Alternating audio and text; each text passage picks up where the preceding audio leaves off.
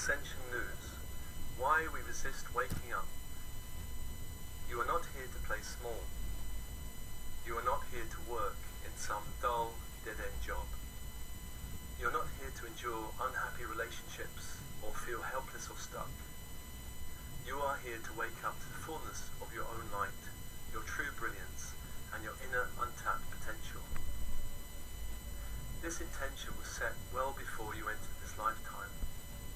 You plan to become a servant within this grand scheme of awakening. Until you wake up in this body of bone and blood, you have no idea of what you're truly capable of. You can only realize and actualize this capability when you get on track with your mission. The question is, are you going to take the red pill or the blue pill? A cosmic perspective on resistance. It felt like a good idea at the time. As a starseed entering this world, you may feel a bit like someone who has signed up for a parachute jump. It sounded a good idea in the planet stage, but now you're in the plane, the door opens, you feel the wind on your face. It does not seem such a good idea.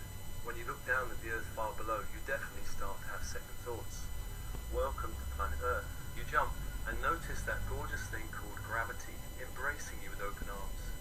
Gone is the connection and light of the spirit worlds, feeling of unity consciousness. You jump and hope for a good landing.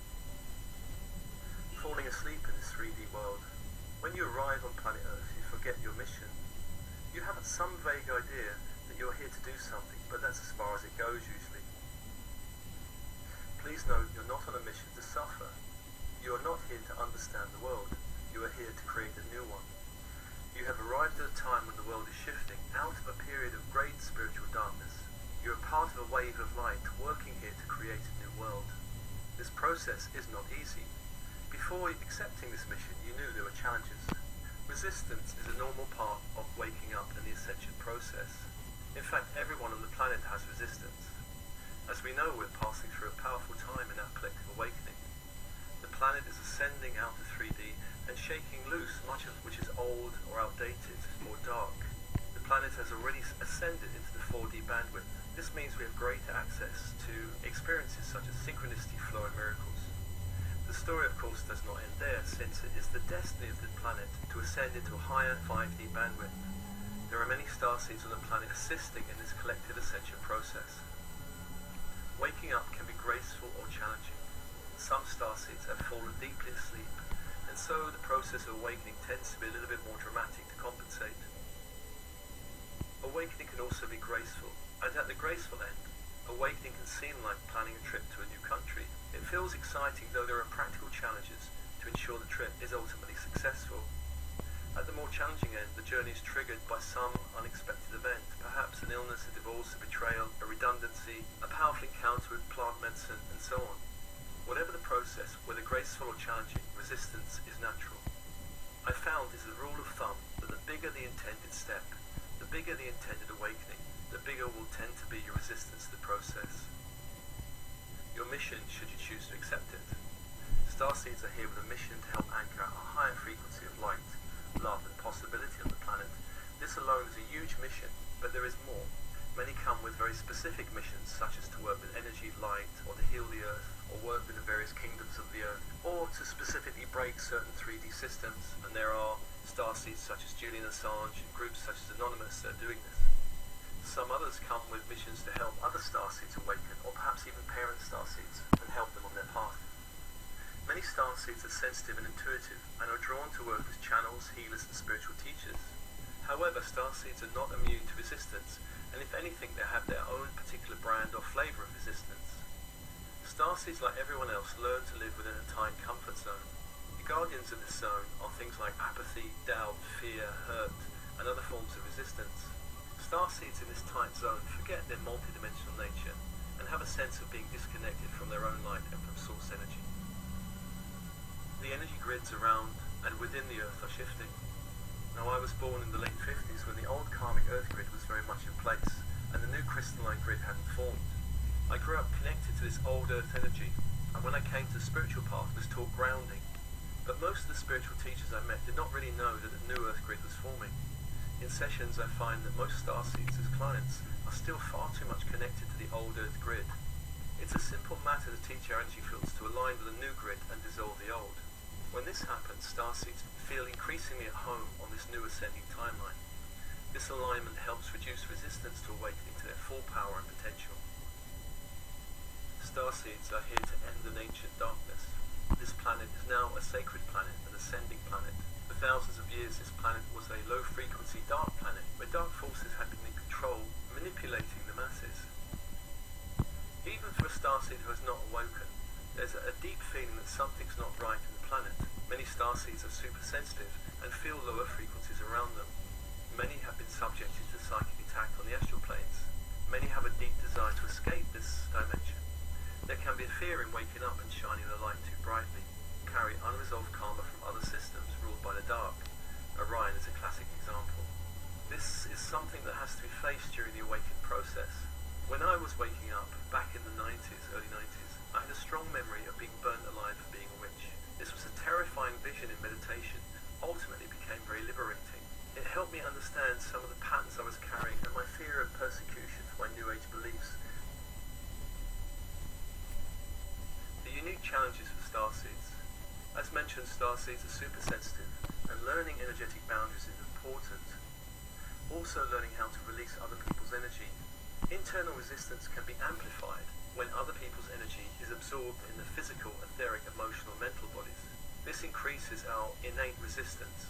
So if someone is naturally doubtful, this can be amplified by taking the doubt of others.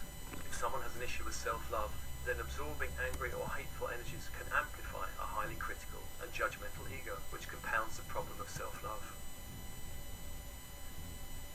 A more earthly perspective on resistance. From personal experience, I know resistance is normal. Resistance tends to feel painful at some level.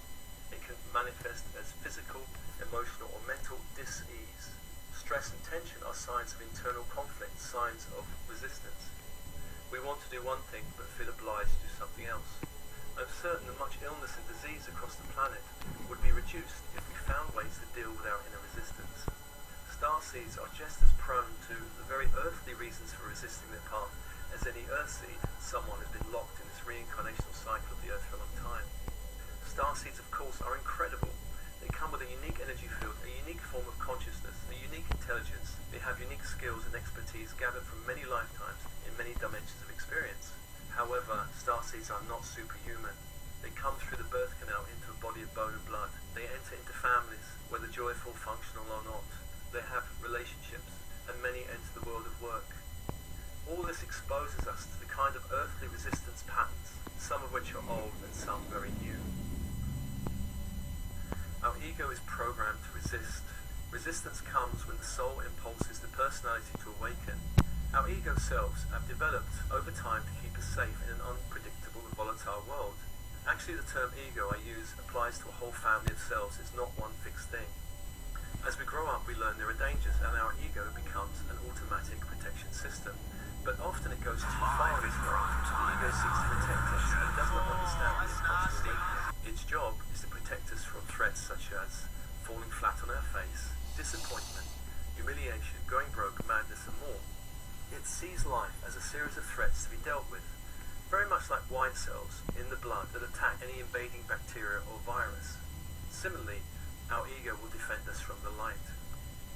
The ego does not understand the evolutionary process involved right now. The ego does not understand nor trust the power and brilliance of your higher self. Resistance is like the brake pedal in a car. It has a function and a usefulness. The problem comes when we have one foot on the accelerator and the other on the brake pedal. There is no movement, and at the same time there's a great deal of strain on the vehicle that builds the longer the resistance is maintained. Resistance comes in many forms. Busyness is perhaps the most common form of resistance we have in our modern world. There's always so much to do, a constant demand on our time and energy. Work is not now contained within the 9 to 5. At some level, we keep this going to avoid the elephant in the room, so to speak.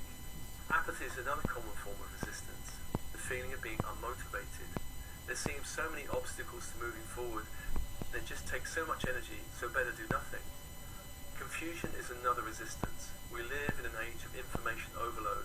Too much information leading to too many possibilities. And some people feel they need to research endlessly before taking a step forward. This is, of course, resistance. Powerless is another powerful resistance. Perhaps we feel embedded in a system of control. We feel we have no say in how those systems operate. We seek to change but do not feel we have the power to make change happen. This sometimes can lead to fantasy, which is an escape from reality. Addiction to computer games is a big form of resistance these days. Drama and conflict are other very common forms of resistance. Please remember that the world is our mirror. Life is constantly giving us feedback. What seems to be coming from the outside is actually reflecting something on the inside. In my life, conflict has been one of the forms of resistance that has shown up in those moments where I could choose a higher way. Conflict is usually painful, but it's familiar, which is why we choose it over our soul's destiny. Self-sabotage is another form of resistance, tripping ourselves up in different ways, sometimes literally doing so and creating accidents. Again, the program goes, better the devil you know. We often resist the unfamiliar, even if the familiar does not feel that great. Resistance is a form of control, and with control there's usually a lack of trust. A lack of trust in spirit or high intelligence or even our own capability to make the journey. The head seeks to control the heart. The head has a useful function, but it's not in charge of our awakening. If we try and run our lives from logic, planning, then we will shy away from the awakening process. Overthinking and over-rationalization are classic forms of resistance. The heart is the true director of our awakening, since the heart is more in touch with our higher nature. When the head is in charge, there is control, and with control comes uncertainty, doubt, and fear. Do not use your family as an excuse. I know this can be challenging, since when I got the call to awaken in the early 90s, I was married with 2 young children. The choice to leave broke my heart. My ex-wife was strongly against my spiritual interests, and at a certain point it was clear I had to choose between the two. I of course chose the spiritual journey, and this evoked great feelings of guilt which felt very painful for quite a time. I learned to breathe through the waves of guilt that lasted for some 18 months or so. Now I am much further along the journey. I'm very glad I chose the path. I have a very good relationship with my son and daughter, and also with my 2 granddaughters. Taking the journey has helped develop much resources within me and awaken so many layers of light that I can now offer so much to others, including my children and grandchildren. I am now a fierce advocate of the light, a fierce advocate of my children and grandchildren. I encourage my granddaughters to trust themselves and the higher intelligence of the universe. Now I can only do this because I chose the journey. If I had refused the journey, what on earth could I offer them? I'd probably be just another adult around them, telling them to stay safe and not do anything too weird like follow your heart or your heartfelt dreams. Do not use money as an excuse. I have met many wealthy people that feel they do not have enough money or resources in life. I met one wealthy banker some years ago who told me if only he earned another 100,000 a year, he will be able to do what he wanted to do in life. I told him at the time that what he lacked was not money, but enough clarity and courage. When I left the world of 3D work behind in 1997, I resigned with no savings and a property in negative equity. This was challenging, but I knew I could not use money as an excuse not to take the journey. Money is simply the fuel for the journey. Sometimes we have to learn to simplify our lives, especially where we're carrying too much weight. Twice in my life, I've given away nearly all my possessions and started again from scratch. This was a very powerful experience. Do not use a lack of qualifications as an excuse, and this is something I can very much relate to. For years I believed that somehow I'd missed the boat because of my lack of academic qualifications. It's quite common that someone refused the journey because they do not feel qualified enough. Sometimes underneath this form of resistance is feeling not ready for the journey. Now perhaps there's a real need to go through a time of training or acquiring new skills or resources. This is all well and good, but please be aware that taking an academic path can be a form of resistance. I've met many clients who use this as a form of delaying stepping onto their true path. There are a few degrees these days that can really prepare you for the journey you must take. The resistance of overdoing. Now this seems a strange one on the surface because it can look like we're not really in resistance. There are those who do lots of dangerous stuff, such as high-risk adventure sports. There are those that love driving fast cars. Others love exploring faraway places and doing out-there things. Now these activities are great, but they become resistance when they're done as a way of escaping from something more real. When someone is locked in lots of doing, there may be a resistance in simply being. For instance, many are terrified of intimacy and would rather climb a mountain than share an intimate moment with another person. Taking action in the world is a wonderful way to know ourselves. We learn how to navigate challenges and move meaningfully into experiences that help us feel more joyful and alive. Excessive doing can be an escape from exploring your inner life. Looking within helps us know how we truly feel, what we truly value, and helps us connect with the impulses of the soul. The resistance of overbeing. Equally, meditation and other explorations of being can also be a form of resistance. It's all about balance. There are times in my life where I felt the call to meditate for hours on end. This was a powerful time where I explored many layers of my being and inner worlds. But there was a time where I knew I had to engage more meaningfully with the outside world. It was time to get a job and earn money. If I had continued meditating and refused the impulse, I would have been in resistance. Focusing on the dream of another can be resistance. This is not always the case, and there are many great projects initiated by others that offer us new possibilities, new experiences, new skills, new connections. We may join a project for a time, but then resist moving on and doing something more in alignment with our own soul calling.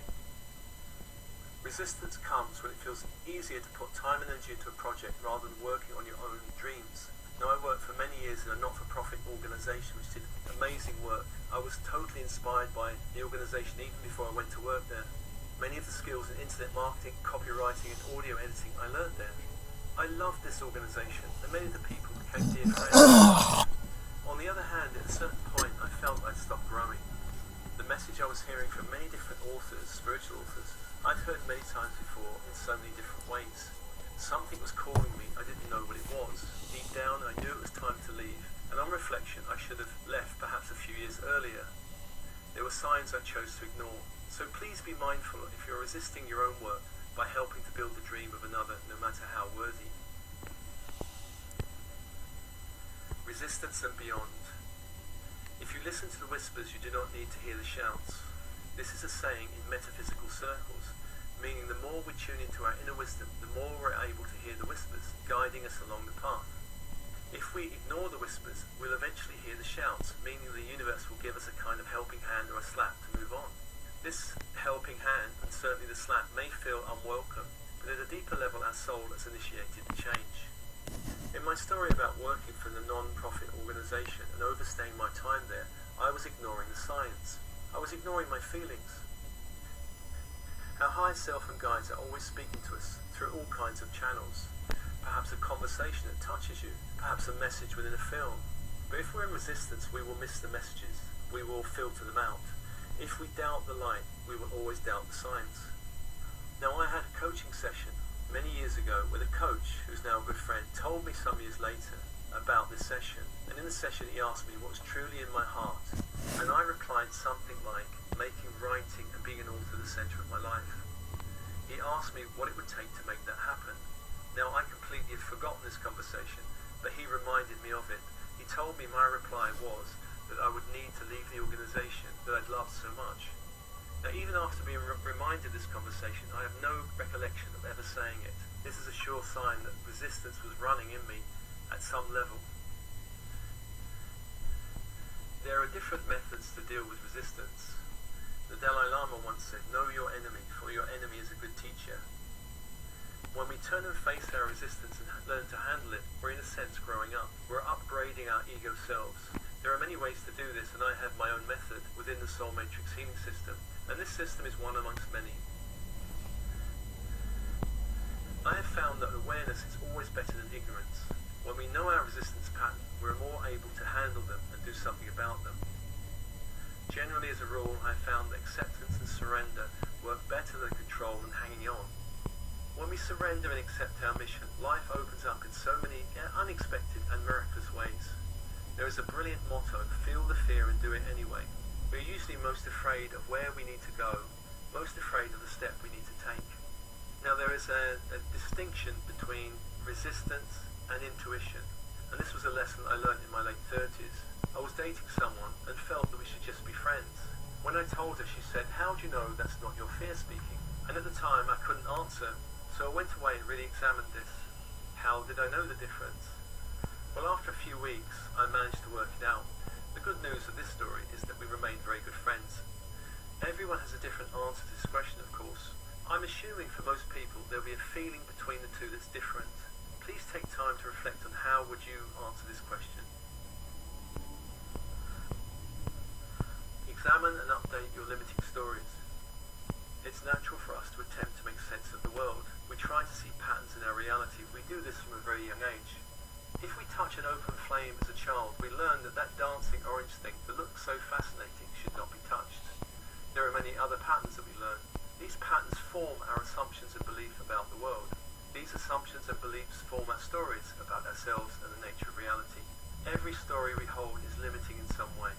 Stories can include ideas like life never works out, I do not have what it takes, I will never be successful, money flows through my hands like water, the system is always against me, corporations are evil, the world is unsafe, I will never find love, and so on. Now with awareness comes change. Often these stories contain a great deal of emotion and lots of evidence that tell us that these stories are somehow true. Stories do not reflect the truth of reality, nor of ourselves. To reverse limiting stories, start with awareness, and then look for evidence in your reality for the opposite. So, for example, if you believe that the world is a place of suffering, start actively noticing the joy around you. At first this might be difficult, because you've got a filter over joy coming in through all of your senses. But with perseverance you'll start to notice people actually smile. People actually laugh. Some actually know how to have fun. If you look deeply into the world, you'll see that your limited stories are all made up. And this realization is very liberating.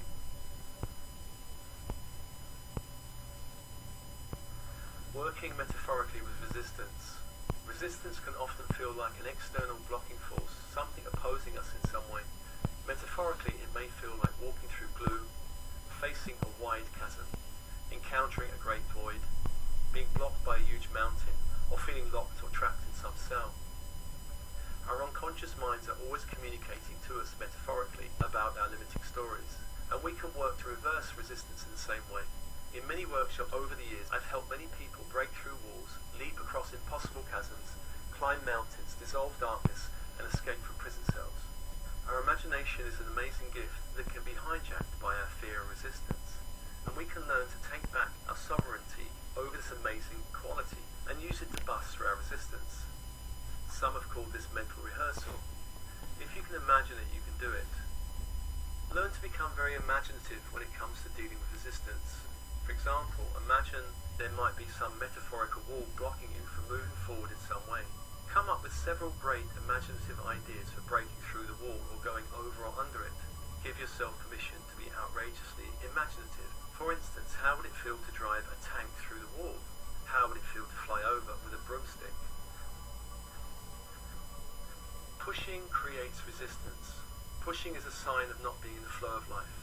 Acceptance and surrender help us soften and re-enter the flow. We do not allow synchronicity and miracles to occur when we're pushing. If we're pushing, others may feel they're being pushed out of the way. Pushing is a 3D quality. It does not allow for a win-win situation. If you're pushing to get somewhere or obtain something, it might not actually be in your highest interest to get there or obtain that desired thing or experience. Trust that the universe will bring you your highest good. Avoid pushing, because this is a sign that you do not trust anything meaningful will happen unless you push to make it happen. Remember, you create your reality, and the belief that nothing will happen unless we make it happen creates its own results. Conscious action is liberating. On the other end of the spectrum from pushing comes not taking meaningful action. There is a saying in some magical circles that says, where there is fear, there is also power. Fear is an energy that when understood and embraced turns into excitement. I learned this lesson many years ago when I took my son at the age of 14, rock climbing and abseiling in the Lake District. Our instructor took us on a climb, then tied a rope around the large rock and said, "Here we are, we're going to abseil down now." I looked down at some 300-foot drop to rocks below, and I'd never abseiled before, nor had my son. My son took a look and said, "I'm not doing that." Needless to say, we both did it, and we both felt it was one of the most invigorating experiences of our lives. As many who engage in such activities know, there is a thin line between fear and exhilaration. Often we can generate resistance by thinking too much. We may think about starting a business but never take the step to make it happen. If we do this, we're feeding our doubts and fears. Life is meant to be a learning experience. Growth is one of the prime reasons why we're here. As Martin Luther King Jr. famously said, faith is taking the first step, even when you don't see the whole staircase. We are multi-dimensional beings, and there's much that's being released in this lifetime. So when resistance comes up, simply notice it and breathe. Embrace your resistance rather than berating yourself. Own your fear and all forms of resistance so that it does not own you. Trust your inner wisdom and the higher intelligence at work in your life to show you the next step. Quit over-planning and start dreaming. Embrace courage. Many people do courageous things while feeling afraid. It's important to trust you have the strength and resources to find your way. Once you accept the journey, do not expect challenges to end. They will not. Do not expect resistance to end. There will be times where you feel alone, unsure, or afraid. This does not have to stop you. Find people who inspire and support you on the journey. It's important to know you're not alone. There are many helping you right now, even if you cannot see or feel them. The journey does not end with the first step. There will always be others. Each choice you make for the light for your journey helps to strengthen the light within you. And remember, you can always ask your higher self and guides for help.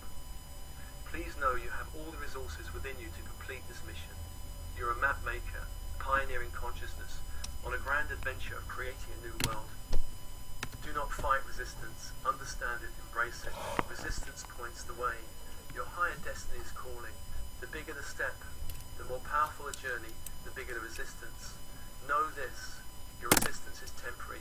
Beyond all of your resistance lies your true gifts, your true brilliance, your true dreams. Many blessings.